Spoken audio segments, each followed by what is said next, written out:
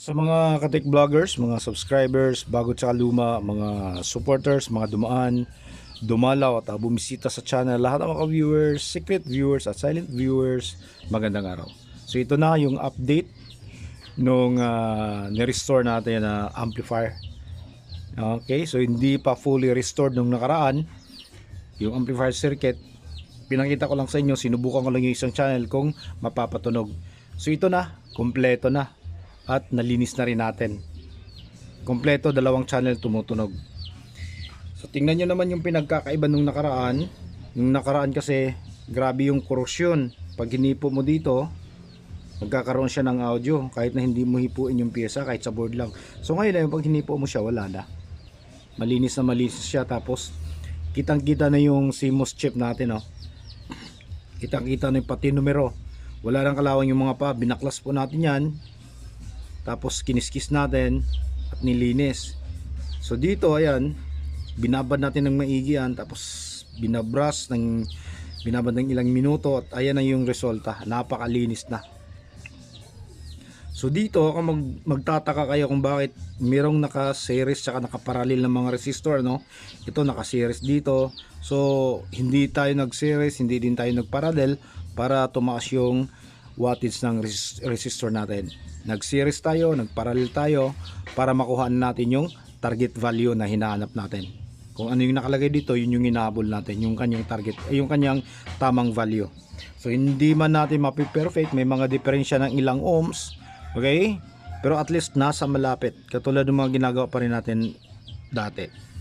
Ayan, kaya meron dito ngayon, oh. So imbis na tig-isang resistor lang yung nakalagay, ginawa nating dalawa. Ito naka-series, ito naman yung nakapatong, naka-parallel. Yan yung ginagawa natin. So lahat napalitan na, maliban na lang dito. Ito, chinek natin to, yung para sa kanyang surround speaker, no. Malinis pa naman yung mga paa, wala pang kalawang. Yan, so hindi na natin pinalitan yan. Ito, hindi natin pinalitan. Tapos yung mga resistor na natira dyan sa may regulator circuit, yan na lang yung hindi na palitan natin. So lahat dito napapalitan na yan. Ayun dyan, mga capacitor dito napalitan na. Malinis na siya at tumutunog na ng normal. So dito ito yung ito yung patunay na lagi ko na lang sinasabi sa natin, content natin, kapag nakaka-encounter tayo ng mga marurumi ng mga circuito, hindi lang sa audio pati sa ibang circuit. Yung pinapakita natin nakaraan na sinasabunan natin, nilublob natin sa sabon, circuito naman ng welding machine yun. Ayan, oh. Kung laki ng pinagkaiba yung nakaraan na hindi pa natin nahugasan yan, tsaka hindi pa natin napalitan ng mga piyesa. Yan. So normal na siya. Tapos ito pa, meron na tayong, ito pangalawang discovery ko na, no. Nung nakaraang mga buwan yata, gumawa din tayo ng correct nyo lang ako kung nagkakamali ako, AV302 yata yon. So lahat ng AV302 quasi complementary. So ibig sabihin lahat pareho yung numero lahat dito. Hindi siya NPN, hindi siya PNP, parehong NPN dito nakalagay. Ang ano ko lang nung nakaraan, ang ginagamit naman na transistor doon ay hindi pang audio, pero gumagana naman normal. Ang doon, ang trabaho noon ay pang regulator, pero gagana pa rin, okay? Gagana pa rin. Dito naman na napapansin natin, may nakasulat dyan D525, pero hindi talaga yan D525 yung nakakasa. Yung nakakasa ay C2373. So itong C2373, kung katulad ko na medyo matagal-tagal na rin gumagawa, ito yung ginagamit ng mga black and white TV dati. Okay, hindi ko lang maano kung Sansyo, sa Astron, sa Sanyo, or sa ibang brand, basta ito yung ginagamit na horizontal out. Okay, ito yung ginagamit sa mga black and white TV. So pareho pa rin nung nakaraan. Siguro yung mga gumagawa ng mga ganitong klase ng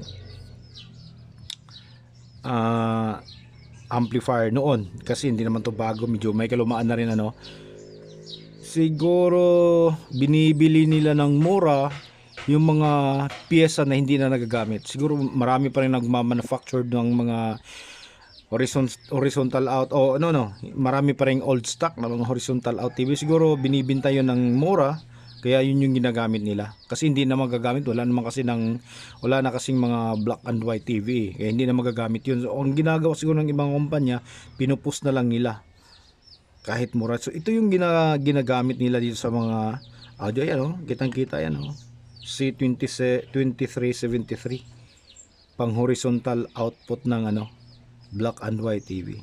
Pero narinig nyo naman nung nakaraan, di ba? Normal na normal siya.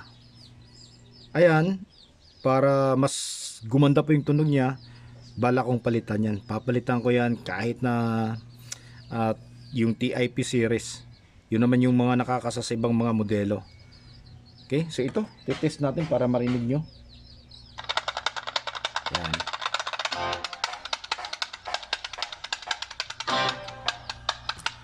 Tapos ito yung channel, kabilang channel, ito naman sa kabila. Okay, so dito natin para makita nyo na baka sabihin, kasi yung iba sabihin isang channel yung ginawa natin tapos pinaparalel na lang para sabihin 2 channel gumagana. Ito yung isang channel, ito yung kabila.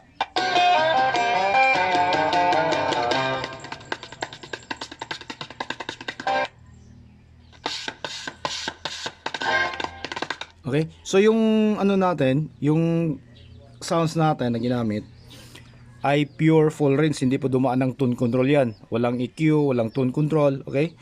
Naka-direct po yan sa Bluetooth natin, Bluetooth receiver natin. Yan, papakita natin Ayan siya Ayan. Nakadirekta siya dito. Ayan. Yan yung dulo. Ayan siya. So hindi po dumaan ng tone control yan. Pakinggan nyo naman yung tunog. Normal na normal yung kanyang tunog.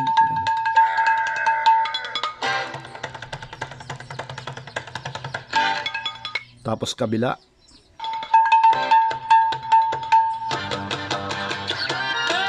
Okay, so normal na yan. Ready na.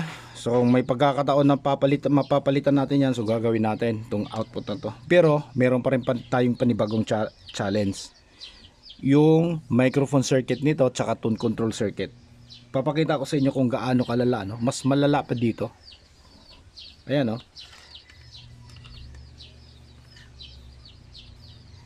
Ayan, tingnan nyo ng maigi. Ito naman yung